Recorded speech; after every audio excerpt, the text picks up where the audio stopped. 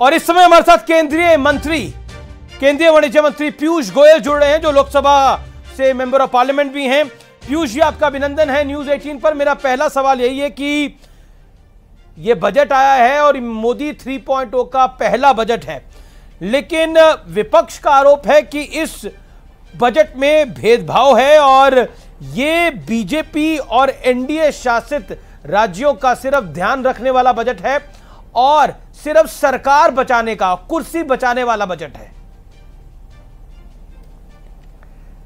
ऐसा है, कांग्रेस पार्टी और विपक्ष की पार्टियों के नेता बहुत ही हक्के बक्के हैं, परेशान हैं कि प्रधानमंत्री नरेंद्र मोदी जी ने फिर एक बार 11वें साल में जी एक अच्छा बजट, व्यापक बजट जिसने अलग अलग विषयों पे लोगों की जरूरतों को पूरा करने का प्रयास किया है, एक ऐसा बजट जो हमारे देश की अर्थव्यवस्था को भी मजबूत करता है, उसके ढांचे को भी और सुरक्षित बनाता है जी, और साथ ही साथ समाज के हर वर्ग के लिए आगे के लिए एक उत्साह के साथ जीवन देखने का एक मार्ग, एक रास्ता बनता है। ये बजट में कई सारी नई सोच देखने को मिलती है, विशेषकर जो युवा युवतियों के लिए रोजगार के प्रति इसका फोकस है जी, उसका लाभ 4 करोड़ भाई बहनों को अवश्य मिलेगा। साथ ही साथ इंफ्रास्ट्रक्चर, आधारभूत सुविधाएं जब सुधरेंगी तो व्यापार उद्योग जगत को भी लाभ होगा। 12 इंडस्ट्रियल पार्क लगेंगे, प्लग एंड प्ले इंफ्रास्ट्रक्चर लगेगा, टूरिज्म को एक और थ्रस्ट मिलेगा, मछुआरों को मत्स्य के निर्यात के लिए, मत्स्य के व्यापार के लिए और बल मिलेगा। ऐसे ढेर सारी योजनाएं, कृषि क्षेत्र हो, गरीबों के कल्याण का काम हो, अलग अलग योजनाओं से इस बजट ने देश के कोने कोने तक विकास पहुंचाने का मार्ग प्रशस्त किया है। मैं समझता हूं हमारे विपक्ष के मित्र ये नहीं समझ पा रहे हैं कि क्या चीज पे क्रिटिसाइज करें। इससे दो जो आपने मुद्दे बताए, एक तो ये बीजेपी स्टेट्स के तरफ झुकाव और दूसरा कि ये सरकार बचाओ बजट है। मैं समझता हूं कि विपक्ष के नेता भी भली भांति जानते हैं कि मोदी सरकार ने जो भी कार्यक्रम किया, जो भी योजना लाए, ये देशव्यापी रही, देश में हर राज्य को उसका लाभ मिला। अब ये 12 इंडस्ट्रियल पार्क्स बनने जा रहे हैं। 12 इंडस्ट्रियल पार्क्स में स्वाभाविक है कि विपक्ष के राज्य भी शामिल है। अब ये अलग बात है कि देश की जनता ने विपक्ष के राज्य इतने कम कर दिए हैं कि उनके पास बहुत ज्यादा राज्य ही नहीं है अभी, पर जितने उनके पास है उन राज्यों को भी इस योजना का लाभ मिलेगा। लेकिन पीयूष जी, अभी कुछ देर पहले खबर आई कि विपक्षी सांसद जो हैं वो कल बजट के खिलाफ प्रदर्शन करेंगे और सदन के अंदर और सदन के बाहर दोनों जगह प्रदर्शन करेंगे और नीति आयोग की बैठक का बहिष्कार समूचा इंडिया अलायंस करेगा। हालांकि ममता बनर्जी इसमें शायद शामिल नहीं है, जो हमारी जानकारी है सोर्सेस के हवाले से। ऐसा है, अमित जी के प्रदर्शन करना उनका अधिकार है जी, और उनका स्वागत है जो भी प्रदर्शन करे। पर आज देश की जनता ने जिस उत्साह के साथ इस बजट का स्वागत किया है, जिस प्रकार से अलग अलग इंडस्ट्री एसोसिएशन हो, एक्सपोर्ट प्रमोशन काउंसिल्स हो, देश भर के कोने कोने से जिस प्रकार की आवाजें उठ रही हैं जी, उससे हमें स्पष्ट रूप से दिखता है कि अधिकांश लोग इससे खुश हैं और विपक्ष एक प्रकार से अपने पांव पे कुल्हाड़ी मारेगा। प्रदर्शन करे या बहिष्कार करे नीति आयोग का, उसमें उन्हीं का नुकसान है। देश की जनता उत्साह के साथ इस बजट की संभावनाओं को देख रही है। हमारा ट्रैक रिकॉर्ड जी अच्छा है, हमने जो जो कहा वो किया। लेकिन आप खुद चार्टर्ड अकाउंटेंट है पेशे से, मुंबई से आप लोकसभा सांसद है। एक long term capital gain tax जो लगाया गया है उसको लेकर बहुत सारी भ्रांतियां हैं। क्या आपको लगता है कि ये जो long term capital gain tax लगा है ये निश्चित तौर पर सरकार के लिए तो फायदेमंद है, लेकिन आम आदमी के लिए नुकसानदायक है? इसमें मेरे सिर्फ दो ही बातें कहनी है। पहली बात तो एक एवरेज रेट दिया गया, कई चीजों पे 20% था, कहीं पे 15% था, अलग अलग को जोड़ के एक सिंप्लीफिकेशन एक्सरसाइज की गई। कोई भी व्यक्ति सिर्फ शेयर मार्केट में तो पैसा नहीं लगाता है, कुछ पैसा घर में लगाता है, कुछ बॉन्ड्स में लगाता है, कुछ शेयर मार्केट में लगाता है। तो अलग अलग प्रकार के कैपिटल गेन्स पे अलग अलग टैक्स के बदले अब एक फेयर एंड इक्विटेबल 12.5% सरलता भी होगी उसमें, और सब एसेट क्लासेस को इक्वल टैक्स होने से लोगों को कोई एक ही एसेट पे जाने की या शेयर मार्केट पे ही सिर्फ समझता हूं अमित जी, क्योंकि 10 से 12.5% हुआ है और वो भी मुनाफे में, तो आप कोई शेयर मार्केट में अपना पैसा निवेश करना बंद कर देंगे। तो ये तो अलग अलग क्लासेस को भी प्रोत्साहन मिलेगी, अलग अलग एसेट्स में निवेश को प्रोत्साहन मिलेगा जी, और शेयर मार्केट में तो लोग अच्छा कमा ही रहे हैं जी। राहुल गांधी ने एक इस बजट को नया नाम दिया कि ये रेवेन्यू के हिसाब से किया गया। जी जी, राहुल गांधी जो कि नेता विपक्ष हैं, नेता प्रतिपक्ष, वो उन्होंने एक नया नाम दिया इस बजट को, ये तुष्टीकरण वाला बजट है, और इसमें सिर्फ कुछ विशेष राज्यों का ध्यान रखा गया है। तो नया शब्द दिया गया है। अक्सर बीजेपी आरोप लगाती थी कांग्रेस पे कि वो तुष्टीकरण करते हैं, लेकिन अब कांग्रेस के नेता राहुल गांधी आरोप लगा रहे हैं कि बीजेपी की सरकार ने तुष्टीकरण वाला बजट दिया है।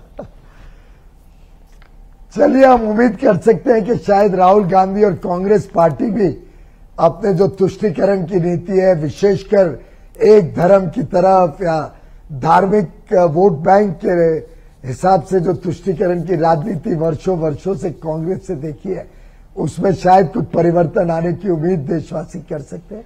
मैं इतना जानता हूं कि प्रधानमंत्री मोदी जी ने 10 वर्ष तक बिना भेदभाव हर योजना का लाभ समाज के हर वर्ग को, बिना धर्म देके, बिना जात देके, बिना भाषा देके, बिना प्रदेश देके पहुंचाए। इसी प्रकार से इस बजट का भी लाभ देश के कोने कोने में 140 करोड़ देशवासियों को पहुंचेगा। ये हमारा लेकिन इस बजट के अंदर आपने अपने खास दोस्तों का खास ख्याल रखा है, जैसे चंद्रबाबू नायडू की टीडीपी का और नीतीश कुमार की जेडीयू का।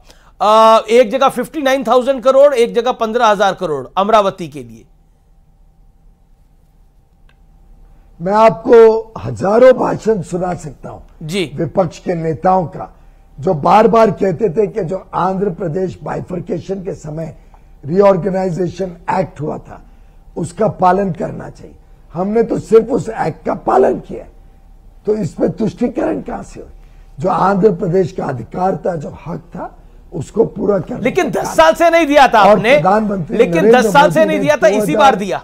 अमित जी 2014 से जी 2014 से जी प्रधानमंत्री नरेंद्र मोदी ने लगातार कहा है कि पूर्वी राज्यों का, पश्चिम बंगाल हो, ओडिशा हो, बिहार हो, आंध्र प्रदेश हो, झारखंड हो, पूर्वी राज्यों का विकास जब तक नहीं होगा भारत विकसित नहीं बन सकता। और लगातार 2014 से प्रधानमंत्री मोदी जी ने पूर्वी राज्य और पूर्वोत्तर के राज्यों की तरफ विशेष ध्यान दिया है लगातार। और मुझे अभी भी याद है, ढेर सारी योजनाएं अलग अलग विभागों में हमने इन पूर्वी राज्यों की तरफ बनाई है, उसको प्रोत्साहन दिया है। आंध्र प्रदेश के ये पुलावरम प्रोजेक्ट को भी विशेष पैसा पहले भी दिया गया जी। आंध्र प्रदेश में कैपिटल सिटी बनने के लिए अब पहले भी पैसा देने को तैयार जी। पिछली सरकार ने अमरावती में स्क्रैप कर दिया था कैपिटल प्रोजेक्ट जी। इसमें हमारी पीयूष जी, आप महाराष्ट्र से आते हैं, तो महाराष्ट्र से पॉलिटिकल रिएक्शन तो बहुत सारे आ रहे हैं, लेकिन शिवसेना जो उद्धव गुट है वो कह रहा है कि महाराष्ट्र को एक बार फिर निराश करा है एनडीए की सरकार ने। महाराष्ट्र ने इस बार सीटें ज्यादा नहीं दी, इसलिए उसको बजट भी नहीं दिया गया। ये आरोप लगा है, क्योंकि आप खुद महाराष्ट्र से आते हैं, मुंबई से मेंबर ऑफ पार्लियामेंट है। आपका जवाब क्या है इसमें? अमित जी, आपको और आपके श्रोताओं को बताना चाहूंगा, आगे के दिनों में जैसे जैसे बजट की और चीजें बाहर निकलेंगी जी, जैसे 12 इंडस्ट्रियल पार्क्स, उसमें महाराष्ट्र में कौन सा पार्क बन रहा है, आगे चल के एक एक चीजें जब बाहर निकलेंगी, तब मुझे लगता है महाराष्ट्र में भी लोगों को संतुष्टि होगी, खुशी होगी कि ढेर सारे प्रोजेक्ट, ढेर सारे योजनाएं महाराष्ट्र को लाभ देने वाली है। वैसे तो हाल में 70,000 करोड़ का देश का सबसे बड़ा पोर्ट का प्रोजेक्ट, वधावन प्रोजेक्ट हाल में कैबिनेट ने मंजूरी दी थी। तो मैं समझता हूं महाराष्ट्र की प्राथमिकता पहले भी रही है, आगे भी रहेगी। जी, लेकिन आखिरी सवाल मेरा, नीट के ऊपर सुप्रीम कोर्ट की एक लैंडमार्क जजमेंट आई है। सरकार जो बार बार कह रही थी, एक तरह से सुप्रीम कोर्ट के ऑर्डर में भी वही आया है। आप क्या कहना चाहते हैं? लाखों युवाओं के लिए एक राहत की सांस आई है, व्हाट्स योर टेक?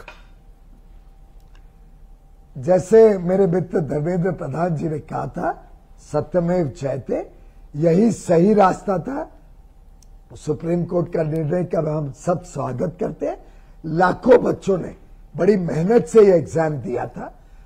कुछ छोटी घटनाएं हुई थी, कुछ आइडेंटिफाइड सेंटर्स पे एक बहुत स्मॉल नंबर ऑफ स्टूडेंट्स को अफेक्ट करती थी।